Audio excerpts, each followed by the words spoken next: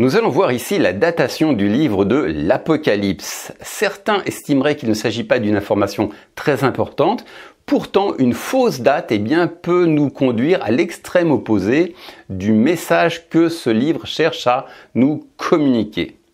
Alors grosso modo, il y a deux dates, 96 et avant 70. Donc le livre, pour certains, aurait été rédigé en l'an 96, tandis que d'autres pensent que ce livre a été rédigé avant 70, aux alentours des années 70. Alors on va commencer par la première. Pourquoi 96?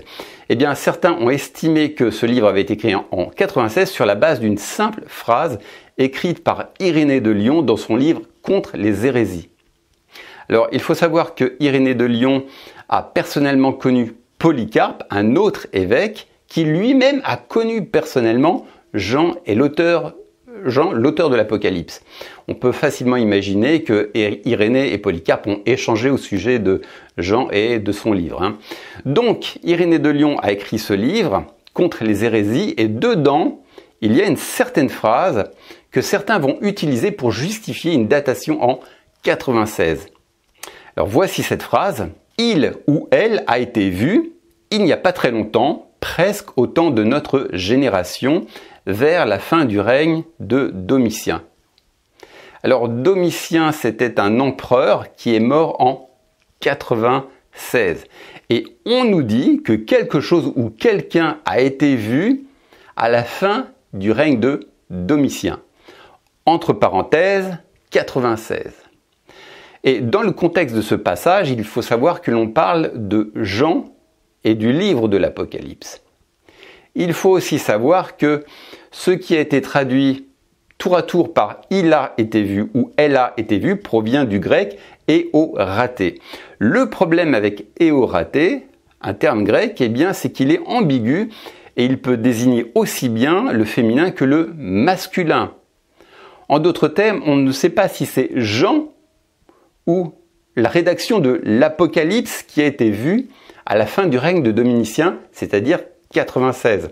Parce qu'il faut savoir aussi que le mot qui a rendu Apocalypse en français, en grec, il est au féminin. C'est comme beaucoup de langues qui genrent certains mots. Par exemple, en France, on dit une bouteille. Mais en Italie, on dit un bouteille. Et Apocalypse, est genré au féminin. Alors, partant du fait que éoraté, qui a rendu il a été vu ou a été vu, puisse être soit au féminin, soit au masculin, on ne sait pas si c'est Jean qui a été vu en 96, pour faire court, ou si c'est la rédaction de l'Apocalypse qui a été vue en 96. Mais certains considèrent que éoraté est au féminin.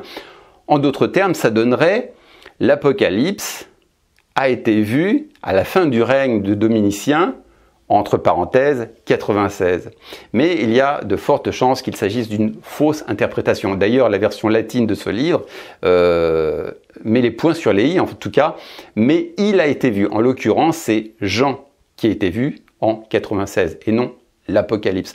Donc, vous voyez, la datation pour l'année 96 est extrêmement fragile. En fin de compte, ne repose sur quasiment rien, juste sur une phrase qui a probablement d'ailleurs été mal interprétée. Alors d'ailleurs, je me demande pourquoi est-ce que Dieu aurait tardé à inspirer à Jean le livre de l'Apocalypse, parce que si le livre a été rédigé en 96, ça veut dire que Jean aurait au minimum 96 ans. Pourquoi Dieu aurait-il attendu cet âge avant d'inspirer Jean à écrire ce livre, D'autant plus qu'il y avait des risques qu'il meure prématurément, parce que tout le monde ne va pas à 96 ans. Puis bon, il y avait un contexte de persécution, il aurait pu se faire tuer plus tôt. Donc très honnêtement, les preuves pour une datation avec 96 sont extrêmement faibles. On va voir maintenant d'autres dates avancées qui seraient antérieures aux années 70. Lisez le verset suivant. On me donna un roseau semblable à une verge en disant « Lève-toi et mesure le temple de Dieu, l'autel et ceux qui y adorent. Mais le parvis extérieur du temple, laisse-le en dehors et ne le mesure pas, car il a été donné aux nations et elles fouleront aux pieds la ville sainte pendant 42 mois. » Alors, on nous parle ici du temple. Il faut savoir que celui-ci a été détruit en l'an 70. Mais Jésus dit à Jean de mesurer le temple. Ça veut dire que s'il lui demande de mesurer le temple, eh bien, c'est que ce temple existe encore. Vous pensez bien que en l'an 96, si le temple avait été détruit, eh bien, Jean n'aurait pas manqué de mentionner cela. Il faut savoir que le temple de Jérusalem est très très important.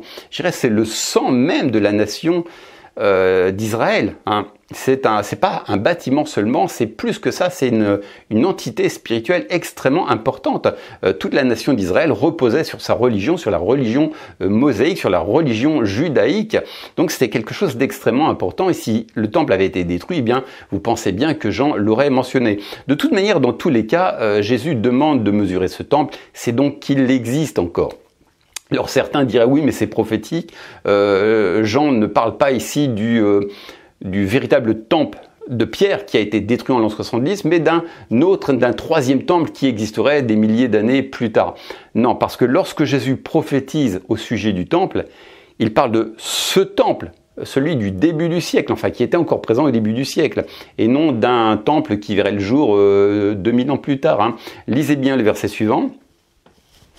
Comme quelques-uns parlaient des belles pierres et des offrandes qui faisaient l'ornement du temple, Jésus dit « Les jours viendront où, de ce que vous voyez, il ne restera pas pierre sur pierre qui ne soit renversée. » Jésus parle bien de ce temple auquel les disciples faisaient référence. Il dit « de ce que vous voyez ». Donc quand on parle du temple à qui Jean demande de mesurer, eh bien il s'agit bien du temple physique, du deuxième temple de Salomon. Hein. Alors certains aussi disent oui, mais il y a un autre temple qui va être construit plus tard. Mais j'ai toujours entendu cette histoire d'un troisième temple qui sera en cours de construction actuellement à Jérusalem. Mais vous savez, plus jamais on ne reconstruira un troisième temple. Jésus a prophétisé au sujet d'un troisième temple, mais il parlait de son corps. Hein. Lisez bien le verset suivant. Jésus leur répondit, « Détruisez ce temple et en 3 jours, je le relèverai. » Les Juifs dirent, « Il a fallu 46 ans pour bâtir ce temple et toi, en 3 jours, tu le relèveras. » Mais il parlait du temple de son corps. Quand il fut ressuscité d'entre les morts, ses disciples se souvinrent qu'il avait dit cela et crurent à l'écriture et à la parole que Jésus avait dite. Donc Jésus n'a pas prophétisé sur un troisième temple de pierre. Il a baptisé sur un troisième temple, mais qui serait son corps. Donc c'est inutile, il est inutile d'attendre un troisième temple qui sera en cours de construction, parce que de toute manière, vous savez déjà, Israël est un pays laïque aujourd'hui. Vous pouvez être juif, vous pouvez être chrétien, vous pouvez être musulman, vous pouvez être athée, bouddhiste, ce que vous voulez. C'est un pays qui n'est plus aussi pieux qu'il ne l'a été. Donc c'est un pays laïque. Et il y a aussi autre chose, c'est que qui dit temple dit sacrifice d'animaux. Et encore, il ne s'agit pas de quelques sacrifices occasionnels, ça serait des sacrifices par centaines, par jour, voire des milliers. Est-ce que vous pensez aujourd'hui que, à l'époque où nous sommes, eh bien, on sacrifierait autant d'animaux dans un temple? Ça ferait un scandale, parce que d'autant plus que, eh bien, les Israéliens ont beaucoup d'animaux chez eux, ils ont des chats, des chiens. Jamais on se permettrait une telle cruauté, ça ferait un scandale mondial qu'on sacrifie autant d'animaux par jour. Hein. Non, très honnêtement. Puis il faut aussi savoir que la reconstruction du temple de Salomon amènerait probablement à empiéter sur le dôme du rocher, qui est un lieu saint de l'islam. Ça ferait un scandale. Donc très honnêtement, il n'y aura plus jamais de temple de pierre à Jérusalem. Hein. Jésus a bien prophétisé qu'au sujet d'un troisième temple, eh bien, il s'agirait de son corps. Bref, maintenant on va voir une autre preuve pour la date de 70. Lisez le verset suivant.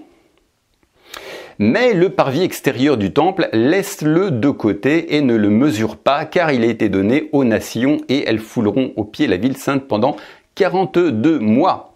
Donc les 42 mois prophétisés ici, eh bien, concernent le siège de Jérusalem. Et celui-ci a eu lieu du printemps 67 à août 70.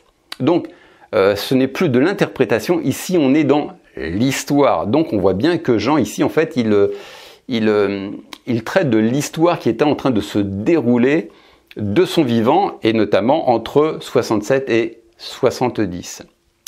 Passage suivant. Ils se prosternèrent devant la bête en disant « Qui est semblable à la bête et qui peut la combattre ?» Il lui fut donné une gueule qui proférait des paroles arrogantes et des blasphèmes. Et il lui fut donné le pouvoir d'agir pendant 42 mois. Elle ouvrit sa gueule en blasphème contre Dieu pour blasphémer contre son nom, son tabernacle et ceux qui l'habitent dans le ciel. Il lui fut donné de faire la guerre aux saints et de les vaincre. Il lui fut donné pouvoir sur toute tribu, tout peuple, toute langue et toute nation. On parle ici d'une persécution qui va durer 42 mois contre les chrétiens. Et l'histoire nous rapporte qu'effectivement, pendant 42 mois, c'est-à-dire de novembre 64 à juin 68, eh bien, les chrétiens ont été intensément persécutés. Donc, à nouveau, il s'agit d'un fait d'actualité qui nous permet de dater très sérieusement le livre de l'Apocalypse pour une période antérieure à 70 de l'ère chrétienne. On va voir un dernier passage. Ce sont aussi 7 rois. 5 sont tombés, l'un existe, l'autre n'est pas encore venu, et quand il sera venu, il doit rester peu de temps. Alors remarquez déjà cette phrase, il n'est pas encore venu. C'est pas le genre de phrase qu'on pourrait donner pour 1000 ans ou 2000 ans plus tard. On voit bien ici que Jean est en train de commenter l'actualité. Mais surtout, ce qui m'intéresse ici, c'est qu'on parle de 7 rois. Et en fin de compte, alors, roi, le mot ici, c'est Basileus. Basileus, il a le sens de roi ou d'empereur. Donc, ces 7 rois dont on parle, il s'agit de 7 empereurs. Et on connaît précisément les noms de ces empereurs. Il y a un livre qui a été écrit, qui s'intitule La vie des 12 Césars, qui a été écrit par Suétone. Et voici le nom déjà des 7 premiers. Il s'agit de Jules César, Auguste, Tibère, Caligula, Claude, Néron et Galba. Alors, la Bible nous dit qu'il y a 5 rois qui sont passés. Il s'agit des 5 premiers, à savoir César, Auguste, Tibère, Caligula, Claude. Et on nous dit qu'il y en a un qui existe. Il s'agit de Néron.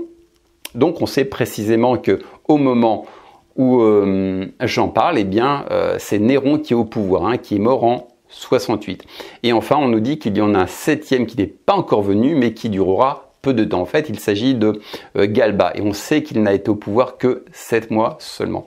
Donc voilà, on sait exactement qu'on se situe ici en 68.